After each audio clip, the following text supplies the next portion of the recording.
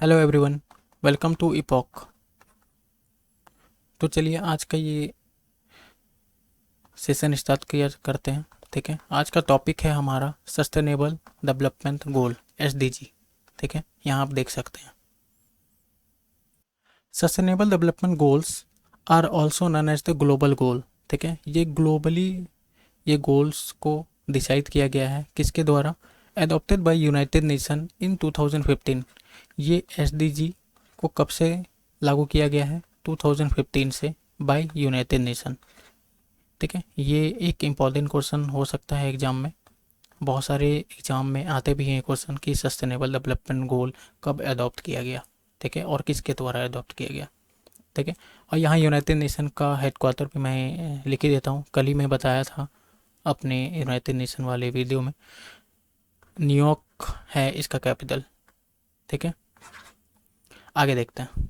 As a universal call, ठीक है, it has been adopted by the United Nations in 2015 as the universal call to action to end poverty, protect the planet and ensure that by 2030 2030 तक all people enjoy peace and prosperity। ठीक है, सभी लोग, सभी people, जो सभी किसी भी देश के जो लोग हैं, ठीक है, वो पीस एंड प्रोस्पेरिटी को एंजॉय करें। ठीक है, चलिए नेक्स्ट देखते हैं। दूसरा है कि how many SDG are there, sustainable development goal कितने हैं? There are 17 sustainable development goal. ठीक है, sustainable there are the 17 sustainable development goals are integrated, एक दूसरे से मिले हुए हैं। ठीक है, they recognize that the action in one area will affect outcome in one areas in another. ठीक है, अगर किसी एक एरिया में एक्शन होता है, ठीक है, वो किसी दूसरे एरिया में इफेक्ट करता है, इसका कहने का ये मतलब है। ठीक है, उसके बाद क्या लिखा हुआ है? एंड दैट डेवलपमेंट, और ये जो डेवलपमेंट होता है एक एरिया में, जो डेवलपमेंट हुआ और ये दूसरे एरिया में डेवलपमेंट को या तो डिक्रीज करेगा या इंक्रीज करेगा। ठीक है, ये जो डेवलपमेंट हुआ है, ठीक है, इसके बारे में बोल रहा है कि मस्ट बी बैलेंस, ये जो है बैलेंस होना चाहिए। अगर ये एक लेवल बढ़ा है तो ये भी एक लेवल ही बढ़ना चाहिए। ठीक है, इसमें इक्वालिटी होना चाहिए, बैलेंस होना चाहिए। ठीक है, आगे देखते हैं। Must balance social, economic and environmental sustainability. ठीक है, तो 17 जो हमारे एसडीजी हैं, सस्टेनेबल डेवलपमेंट गोल, ये एग्ज़ाम का बहुत ही फ्रिक्वेंट क्वेश्चंस हैं होते हैं। वो पूछ लेते हैं कि फर्स्ट पे कौन है, सेकेंड सस्टेनेबल डेवलपमेंट गोल कौन सी है, थर्ड कौन सा है, फोर्थ कौन सा है, एंड सो फोर्थ। ठीक है, मैंने कुछ एसडीजी को मैंने क्लब किया हुआ है। ठीक है, कि उसको इसलिए क्लब किया हूँ, ऐसा नहीं है कि वो तीनों मिला के कुछ बनता है, ये तीनों अलग अलग हैं। ठीक है, इसको जस्ट इसलिए क्लब किया गया है कि इससे आप लोग को याद हो सके। ठीक है, पहले देखते हैं। पहला है नो पॉवर्टी, दूसरा है zero hunger and third is good health and wellbeing. ठीक है, नो पॉवर्टी में एक बात मैं बताना चाहता हूँ। ठीक है, जो एक मनरेगा आपने सुना होगा, ठीक है, मनरेगा स्कीम, मनरेगा जो स्कीम है, ठीक है, मनरेगा जो स्कीम है वो as a part of sustainable development goal का फर्स्ट है। ठीक है, नो पॉवर्टी के अंतर्गत आता है। मनरेगा में क्या करते हैं? जॉब देते हैं। ठीक है, मनरेगा में जॉब देते हैं। इसमें क्या होगा? जॉब अगर देंगे तो पॉवर्टी खत्म होगा, गरीबी खत्म होगा। ठीक है, अब इस तीनों को एक साथ मैंने जो यहाँ क्लब करके लिखा हूँ, तो इसका मतलब क्या है? देखें, अगर किसी एक कंट्री की अगर बात करें, अगर वहाँ पर गरीबी है, ठीक है, अगर वहाँ पर गरीबी है, ठीक है, तो वहाँ सिंपल सी बात है कि अगर गरीबी है तो वहाँ भूखमरी भी होगी, वहाँ हंगर भी होगा। ठीक है, और जहाँ हंगर की प्रॉब्लम होगी वहाँ का हेल्थ सिस्टम बिगड़ा हुआ होगा। ठीक है, तो first, second and third, no poverty मतलब ये बोलना चाह रहा है कि पॉवर्टी नहीं होनी चाहिए, जीरो हंगर होना चाहिए। ठीक है, हंगर जीरो हो कर दो, एंड थर्ड बोला है गुड हेल्थ एंड वेलनेस, ठीक है, हेल्थ अच्छा होना चाहिए सबका, ठीक है। तो किसी कंट्री में पॉवर्टी होगा तो वहाँ हंगर भी होगा। ये जो मैं बता रहा हूँ ये सिर्फ याद करने के लिए है कि अगर आपको एग्जाम में क्वेश्चन पूछे, डायरेक्ट क्वेश्चन ही आते हैं इससे, ठीक है, आपसे पूछ लेगा फर्स्ट एसडीजी क्या है, तो आप नो पॉवर्टी आप ऑप्शन देखिए, आंसर मारिए और आगे बढ़िए, ठीक है। फर्स्ट सेकंड एंड थर्ड कौन सा है? No poverty, zero hunger and good health and wellbeing. चलिए नेक्स्ट देखते हैं। नेक्स्ट हमारा फोर्थ में है quality education and gender equality. Okay, what do you mean by quality education? Quality education और जेंडर इक्वालिटी को मैंने दोनों को क्लब किया हुआ है। ये फोर्थ है, ये हमारा फिफ्थ है। क्लब किस हिसाब से किया हुआ है यह देखिए। इसमें देखिए यहाँ क्वालिटी लिखा हुआ है, यहाँ इक्वालिटी लिखा हुआ है, इसमें जस्ट सिर्फ ई एक्स्ट्रा लिखा हुआ है, ई एक्स्ट्रा लिखा हुआ है, ठीक है। अगर आप ही बताइए, ठीक है, अगर एजुकेशन अच्छा मिलेगा, एजुकेशन अच्छा मिलेगा, क्या जेंडर इक्वलिटी होगा? ये जो जेंडर इक्वलिटी जो होता है, ठीक है, वो होगा? आप ही सोचिए, अगर आप स्कूल जाते हैं, ठीक है, आप स्कूल गए, वहाँ पर बहुत सारे बच्चे आते हैं, कुछ अलग कास्ट के, कुछ अलग कम्युनिटी के, ठीक है, तो वहाँ पर तो एजुकेशन के पर्पज से तो वहाँ पर ये डिस्क्रिमिनेशन नहीं होता है ना। आप देखा होगा, आपने तो खुद ही खुद ही आप लोग स्कूल जाते हैं, गए होंगे, कॉलेज गए होंगे, तो आपने देखा होगा वहाँ पर कोई discrimination on the base of colour, caste and gender तो होता नहीं है स्कूल में, ठीक है। तो एजुकेशन की जब बात करते हैं वहाँ पर जेंडर इक्वालिटी होना चाहिए, ठीक है। अगर एजुकेशन होगा तो जेंडर इक्वालिटी भी होगा, ठीक है। तो इसको फोर्थ एंड फिफ्थ को इस हिसाब से क्लब किया गया।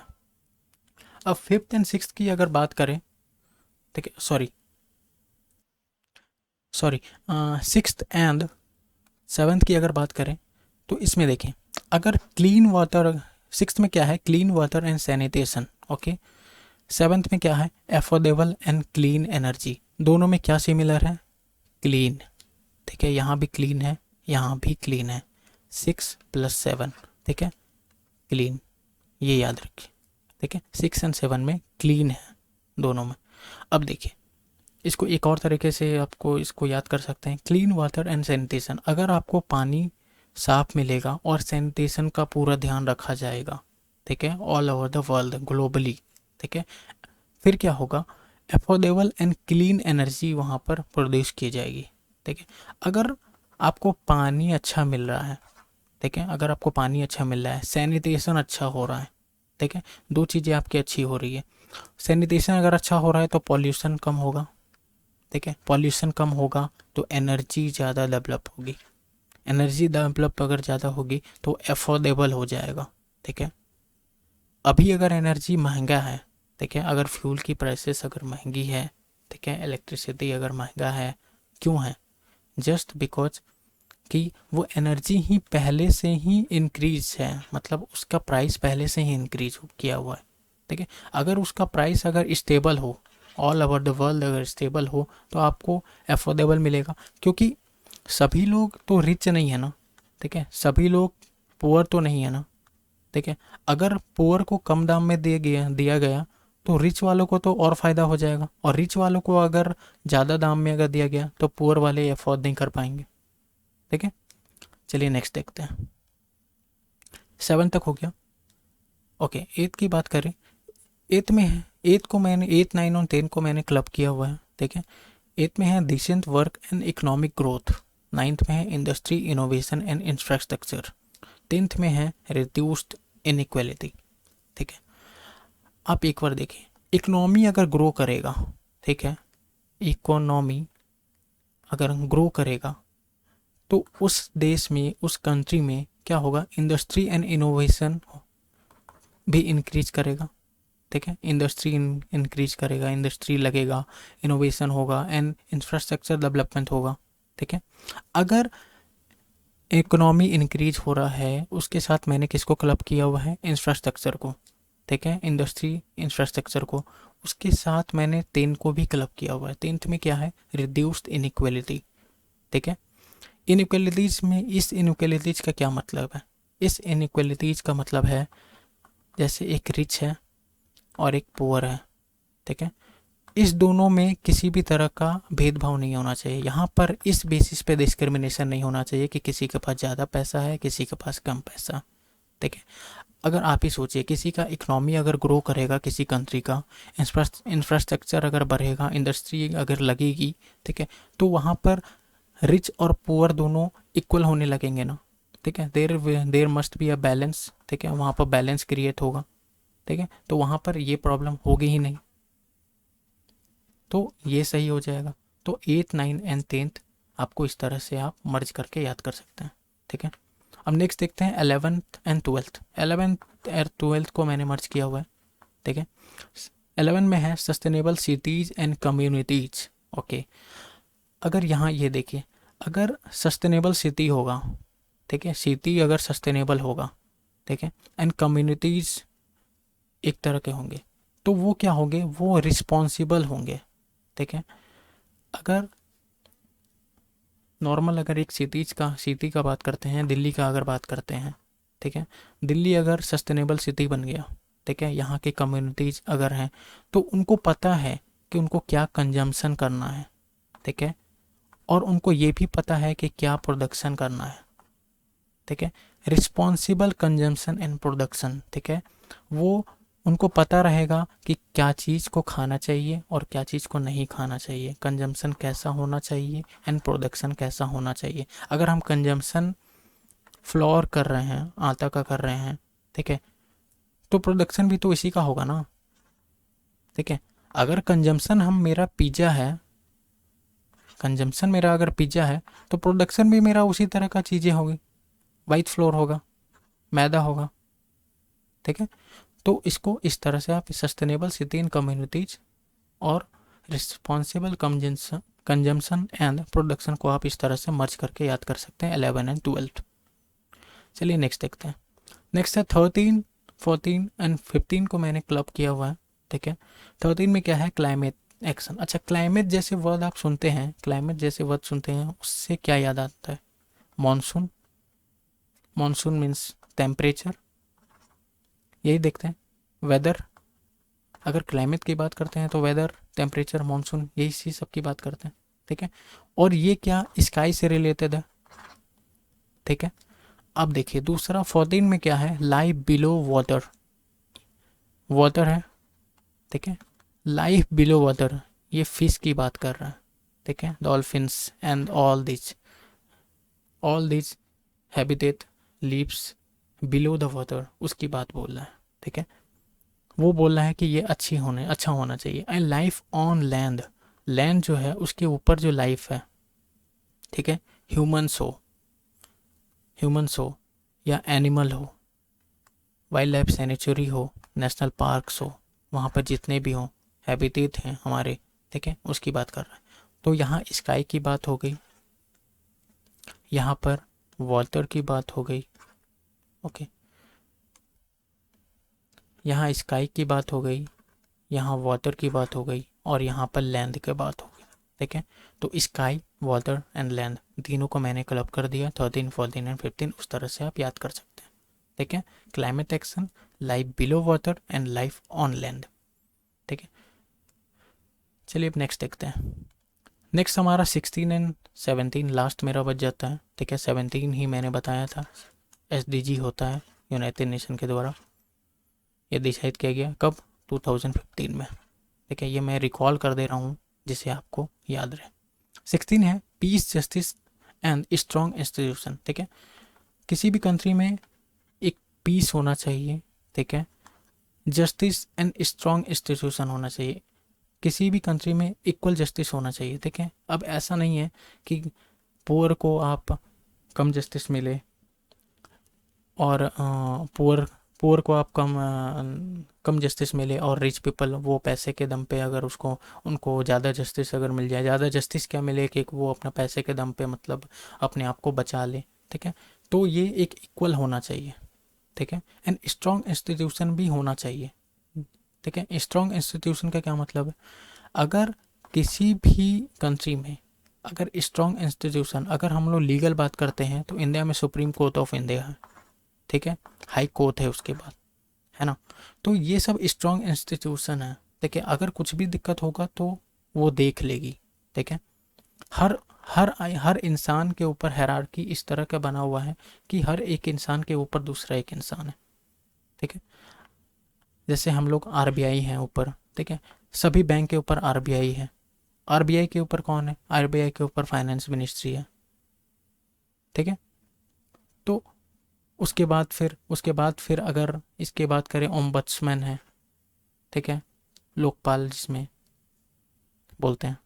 और हमारा लास्ट है पार्टनरशिप फॉर द गोल्स, ठीक है, जितने भी 16 सस्टेनेबल डेवलपमेंट गोल हुए, ठीक है, उनमें उन सभी में पार्टनरशिप होना चाहिए, मतलब एक गोल दूसरे को लॉस नहीं पहुंचाए, ठीक है।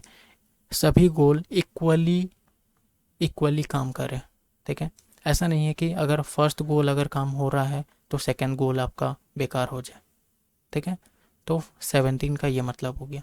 तो 16 एंड 17 को इस तरह से मर्ज किया हुआ है, ठीक है। तो ये आप डायरेक्ट याद भी कर सकते हैं, 17 को जो याद करने की ज़रूरत ही नहीं है, पार्टनरशिप फॉर द गोल्स है। 16 आप देख लीजिएगा, peace, justice and strong institution, ठीक है। इसको एक तरह से और भी याद कर सकते हैं, जो बैंकिंग वाले स्टूडेंट हैं या एसएससी वाले, उनको ये पता है पी का न्यूमेरिकल वैल्यू होता है 16, ठीक है। तो पी 16 होता है, पी से पीस होता है, 16 हो गया, तो यहाँ से आप याद कर सकते हैं, ठीक है। लेकिन ये 17 का भी ये पी से पार्टनरशिप है, लेकिन आपको ये पता है 17 की में पार्टनरशिप फॉर द गोल 17 में है, तो 16 का पी होता है, तो ये आप इससे याद कर सकते हैं। चलिए नेक्स्ट देखते हैं। नेक्स्ट स्लाइड है हमारा सस्टेनेबल डेवलपमेंट रिपोर्ट। 2020 में हमारा 2022 में हमारा सस्टेनेबल डेवलपमेंट रिपोर्ट आया, ठीक है। उसका एक थीम था, क्या थीम था? From crisis to sustainable development, the SDG as road map to 2030 and beyond, ठीक है, this was the theme. Question ये आ सकता है एग्जाम में, एग्जाम पर्सपेक्टिव का ये क्वेश्चन है, ठीक है, तो ये आप याद कर लेंगे। और ये जो इंडेक्स आया, ये जो इंडेक्स रिपोर्ट आया, जो इंडेक्स आया, ठीक है, तो उसमें टॉप 5 ये कंट्रीज है, ठीक है। ये जो इंडेक्स आया उसमें टॉप 5 कंट्रीज है। ये एग्जाम में पूछते हैं, ठीक है, कि टॉप किसने किया है, तो फिनलैंड ने टॉप किया है। ये 86.51 ये परसेंट इनको मिला है, आउट ऑफ 100 है ये 86.51, ठीक है। डेनमार्क है सेकंड नंबर पे 85.63, थर्ड नंबर पे स्वीडन, फोर्थ पे नॉर्वे, फिफ्थ पे ऑस्ट्रिया, ठीक है। ऑस्ट्रिया की राजधानी क्या है? वियना, ठीक है। तो ये चारों की आप कैपिटल आप कमेंट बॉक्स में ज़रूर लिखें, उससे आपको इन चारों के कैपिटल भी आपको याद हो जाएगा, ठीक है। अब नेक्स्ट देखते हैं, अब इंडिया कहाँ स्टैंड करता है वो देखते हैं। इंडिया हमारा भैया स्टैंड करता है 121 नंबर पे, ठीक है, कितने से? 60.32 आउट ऑफ 100, ठीक है, ये है। इंडिया बहुत पीछे है।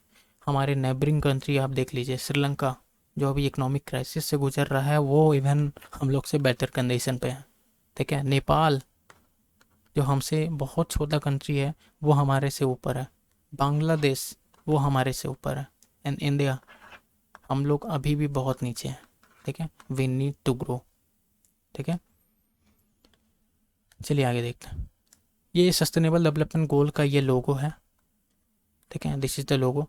आप इसको काउंट करेंगे 1 2 3 4 इस तरह से, तो ये पूरे 17 निकलेंगे, ठीक है। इसी तरह से इसको गोल बनाया गया। ये राउंड है, ठीक है, राउंड को गोल भी बोलते हैं और इसको गोल भी बोल दीजिए आप, ठीक है। इसमें 17 कलर्स हैं, ये कलर्स एक एक एसडीजी को रिप्रेजेंट करता है, ठीक है। यहाँ लिखा हुआ है इन 2021, ठीक है, इंडिया वाज रैंक्ड 128 पोजीशन, ठीक है। इन 2021 में इंडिया की पोजीशन क्या थी?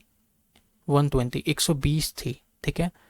ये भी पोजीशन 3 बढ़ गया था, ठीक है। 2020 में जो इंडिया की पोजीशन थी वो थी 117। 2021 में क्या हो गया? 120। 2022 में क्या हो गया? 121, ठीक है। हमारी इंडेक्स में, रिपोर्ट में हमारी कंट्री का गिरते जा रहा है, ठीक है। तो ये गवर्नमेंट को देखने की चीज़ें हैं। गवर्नमेंट वैसे वर्क भी कर रही है सस्टेनेबल डेवलपमेंट गोल पे, ठीक है। अभी कोविड के कारण बहुत सारी चीज़ें रुक गई थी, ठीक है, फिर से अभी शुरू होगी तो हमारा भी पोजीशन इंक्रीज होगा, अच्छा होगा, ठीक है।